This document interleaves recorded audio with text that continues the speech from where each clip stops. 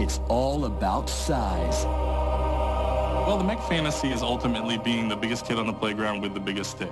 MechAssault is about piloting these huge, just rockin' robots. They're about 40 feet to maybe 90 feet tall. They weigh anywhere from 35 to 100 tons. It's all about firepower.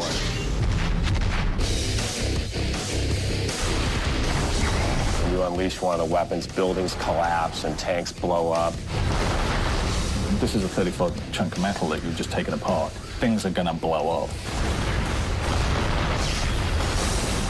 And it's all about creating a sequel to one of the biggest Xbox Live games of all time. I think it was the first time a mech action game was done on the console. Done right. It's the ultimate sandbox for a kid who wants to stomp and shoot and destroy. This is the making of MechAssault 2, Lone Wolf. Oh, that hurt. Double whammy.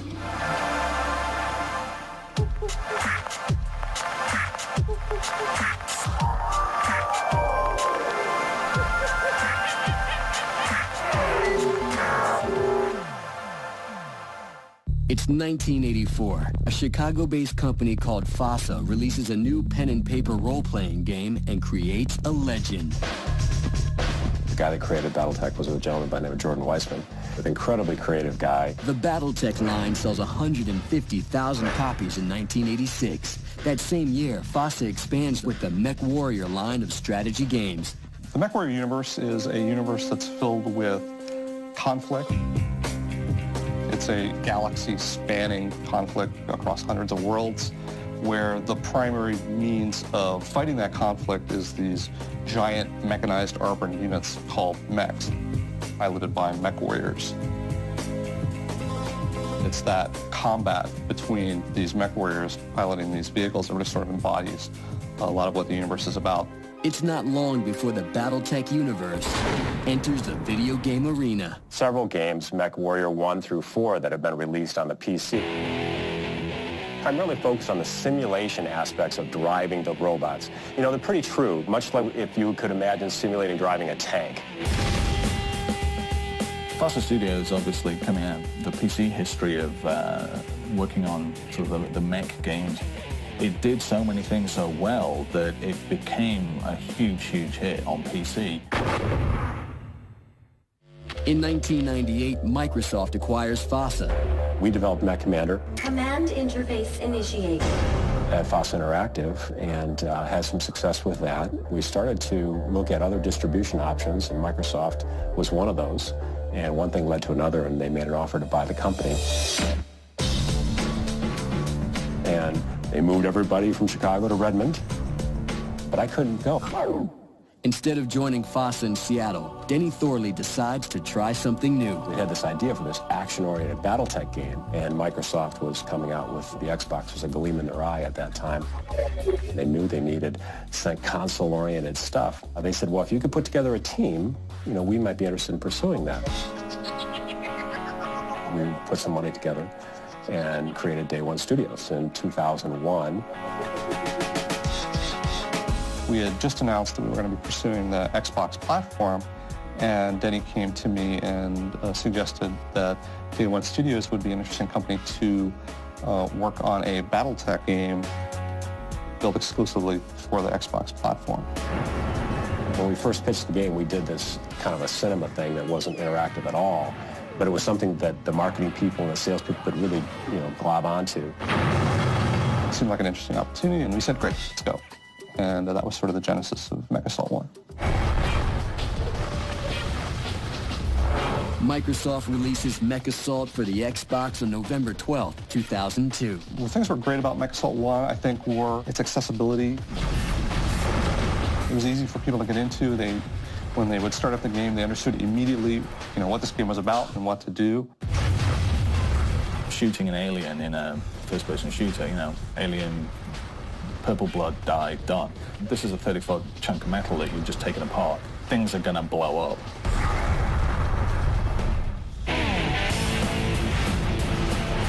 There's fire, and there's whistles and explosions, and the sound goes off, and there's just a real sort of, real powerful moment of destruction.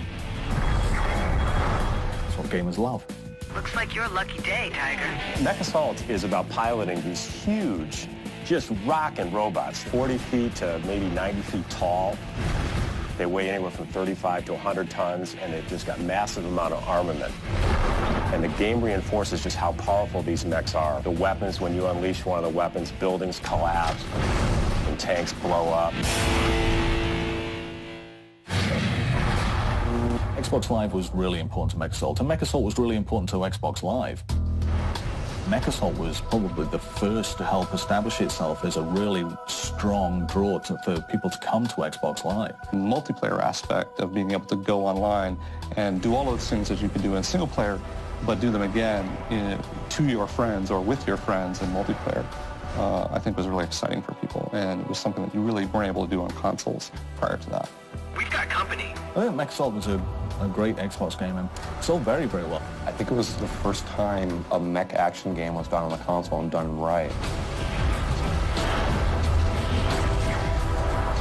1 year after its release, MechAssault becomes part of the Xbox Platinum lineup and wins GameSpot's Xbox Game of the Year award. Work immediately begins on a sequel. Now, Day One Studios faces the challenge of topping themselves.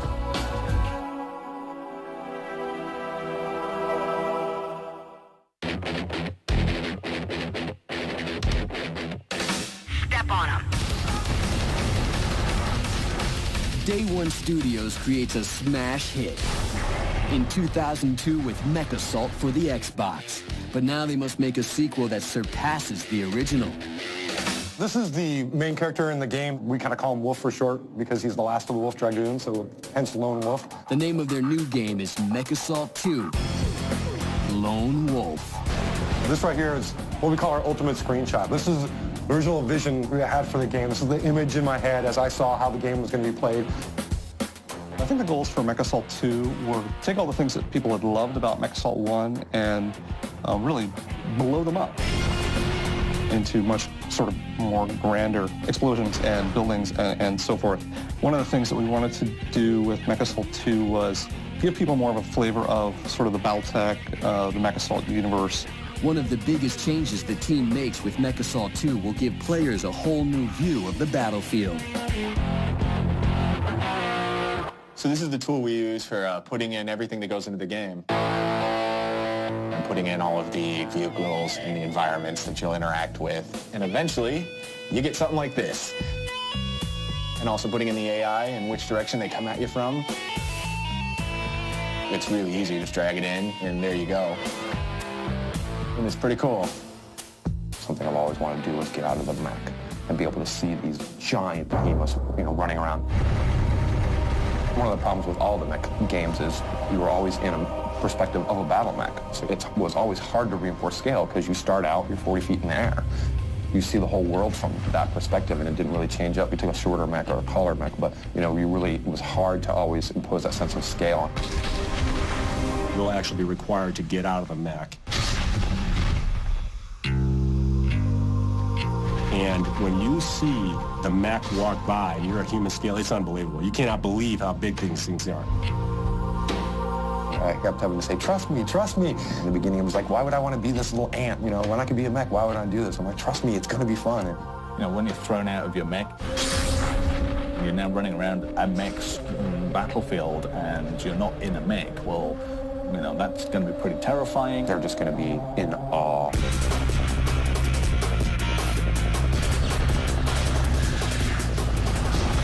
Taking players out of their mechs also opens doors to new gameplay elements. You are not the mech, you are a pilot. So what kind of things grew out of that? Okay, if I was a pilot on a battlefield and I've been driving mechs for years, what other things might I want to drive, and in what situations would I want to drive them? What kind of actions are out there that just seem pretty cool? We added tanks and turrets and flying vehicles that you could also get into and gave them their own special, unique abilities. So we had this little suit. You could sneak and go places that the bigger mechs can't go. With the battle armor, you're kind of hiding behind buildings' walls. Come out, it's got a lob weapon that you can hide behind things and lob stuff over.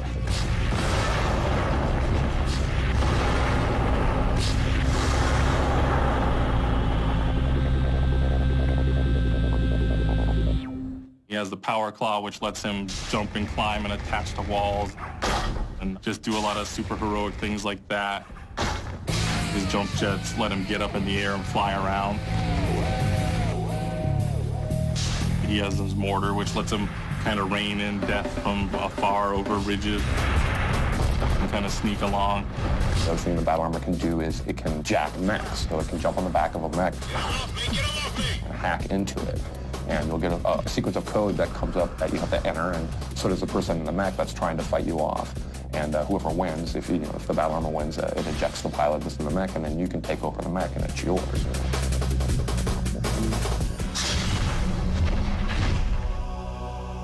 We aren't just adding vehicles for vehicles' sake. We want all these things to work together on the battlefield and give a real sense of combined arms fighting.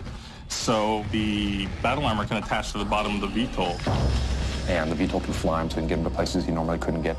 The VTOLs can fly that battle armor across the field much faster. And also upgrades his laser weapon to being super powerful when they're working together. And together, those two units make a much more powerful unit than those would separately. And what we're seeing is just a much broader game experience from it. So it's just, expanding the universe, giving you more things to do, getting you out of the mech, and making you the star of the game, as opposed to the mech being the star of the game. While Day One Studios expands on the gameplay of MechAssault 2, they must also create a new storyline that stays true to the BattleTech universe. You sure we don't have time for another drink?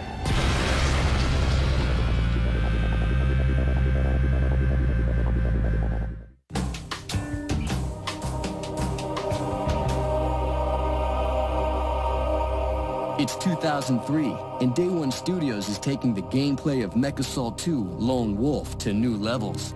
Now they must craft a storyline that will engage players and stay true to the world of BattleTech. There are lots of people who, over the years, have become very familiar with the BattleTech universe. We want to make sure that we pay homage to the things that they've come to know and love about the universe, but at the same time, bring them an experience that's also a little bit new and a little bit different. The story of MechAssault 2 it picks up off of MechAssault 1. You definitely don't have to play MechAssault 1 to know anything about MechAssault 2, but for the people that did, we wanted to harken back to the original characters that were in your crew. Well, all your cohorts from the first game are brought forward into this story. You have Major Natalia is still running the tactical operations. Who's kind of the woman who tells you what to do all the time. We need a jump point out of this system. I don't care how you do it. Just get us there in one piece. She gives you the overview of what's going on the battlefield. It's a trick. Open fire. They're onto us. Don't hold back. Let them have it. This is our operations officer, Foster. Lieutenant Foster. Lieutenant Foster still tunes your ride. But the battle armor isn't ready for this. It could fry him. No choice. We're using the battle armor. And gets all the salvage in that you collect on the battlefield and makes it into fighting vehicles for you to use. Foster's kind of a dopey tech guy that he develops some great technology for you and occasionally blows it. We have problems. I'm reading a scout mech. Big time. Not good. Limit the commentary, Foster. We have the pilot, which is the player character. So the three of you defeated the Word of Blake in MechAssault 1, and you're kind of hiding out on a planet trying to figure out what to do with this data core that you captured in the final mission of MechAssault 1. We're introducing some new characters. There's a Lara. She's kind of mysterious. You get to know the characters more because you're seeing them up close and personal. Suddenly, surprise, there's an invasion. Wherever we go, everything blows up. The story sets off trying to figure out who's invading. Sir, who are these guys? What do they want? It turns out that there's more than just the one data core that you captured. Bottom line, who are the hostile forces, and why did they care enough to shoot you down? I couldn't tell you. So you're traveling from planet to planet, following these invasions that are going on, trying to pick up the other cores, figure out what technologies they have. So instead of going back to a mission, you're kind of continuing a storyline and the characters continue and travel with you. You go up against the ultimate villain and there's betrayal. Alira, any explanation for this snafu? No. Pirate jumps are tricky things. You know, all that kind of soap opera stuff in there. Enhanced graphics will put players into the world of MechAssault like never before. We are absolutely committed to making sure that our products are better than the state of the art. The main character needed to be heroic, but he couldn't look like anybody specifically. The way I chose to kind of deal with that mostly was not show his eyes. I mean, he kind of has this visor that hides his eyes. I could push and pull him and basically sculpt in the computer. Here we have Lieutenant Foster, and we see his geometry, his model here. By moving these different control points on the rig, you can see that we can go ahead and pose our character. And you can see the character move around. And we can also test out his animations. One of the other things that we were able to do is get you from one planet to the next with these jump ships. So each planet has a look to itself and then the regions within that planet. Battletech for the longest time has been a universe in decline and have lost technologies and very, very gritty and dark. I wanted to take you to new futuristic cities and places you hadn't seen before. There's city environments that have the techno-future look to it that you might expect from a high-tech society. We kind of went for the machine oil kind of look. Everything's still metal or heavy metal. It's very slick and very futuristic. And the mechs get a facelift. We have a lot of the classic mechs from the previous MechAssault 1 title brought forward to this one. They've all gotten a lot of technical updates and artistic improvement. We've also added some new weapons and have some new defensive systems that will come into play. The mechs themselves take up about 25% more RAM than they did in MechAssault 1, and that's giving you better graphics, better lighting techniques, better special effects. MechAssault 2 takes it way further. You can almost play the game without the HUD because the visuals in the game are giving you so much input in terms of, the status of the mech. All the improvements found in MechAssault 2 aren't limited to the single-player game.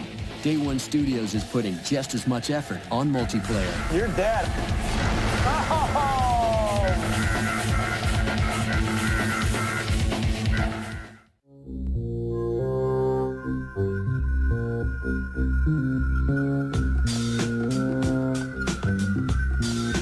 Day One Studios is set on making MechAssault 2 better in every way.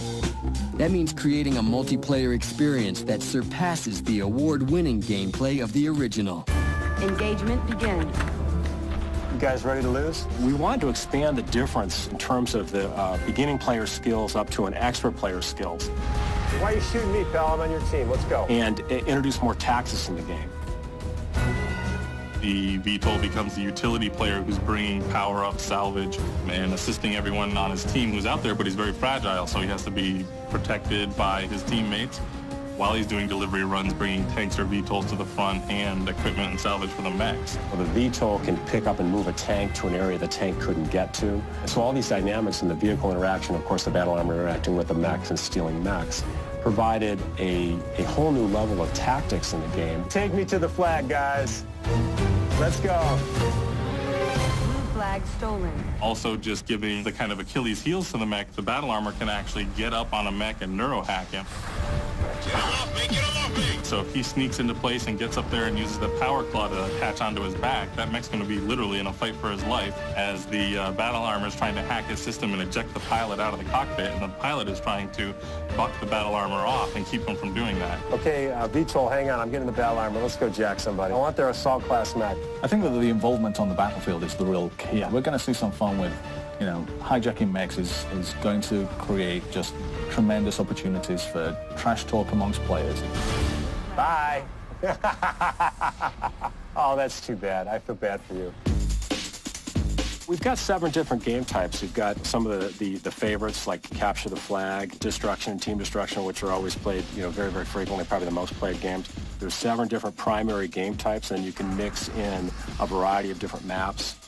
Conquest mode is this new feature that we've added to the game, which really sort of takes multiplayer to the next level. The ability for people to engage in multiplayer combat. What they do in multiplayer actually persists. Red team steals a core. And what other people do in multiplayer persists. People fight for territory and who's got this planet one night. It might change the next night.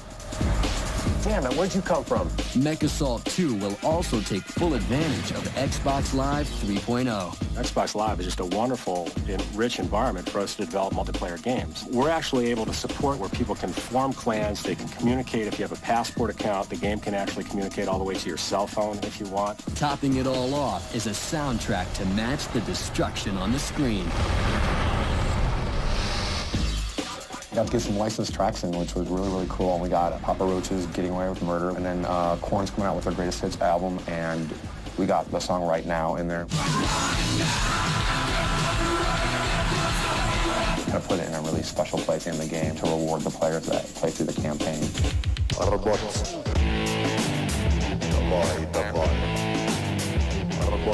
After facing all the challenges of making a worthy sequel and pushing the Xbox to its limits, Day One Studios ships MechAssault 2 Lone Wolf in December 2004. It's a mech game, it's also a tank game, and it's a VTOL game, and a turret game, and a battle armor game, powered armor suit game. It's got a lot of depth to it. It's definitely way more than your average sequel. The mech fantasy, I think, is ultimately being the biggest kid on the playground with the biggest stick. You're going to get out there and people are going to listen and respect you because you've got the biggest stick and you're not afraid to use it. You are out there, you're a force to be reckoned with, and the city is definitely at your mercy. It's the ultimate sandbox for a kid who wants to stomp and shoot and destroy.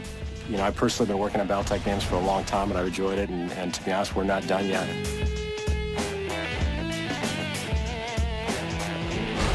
Ha ha! Bye!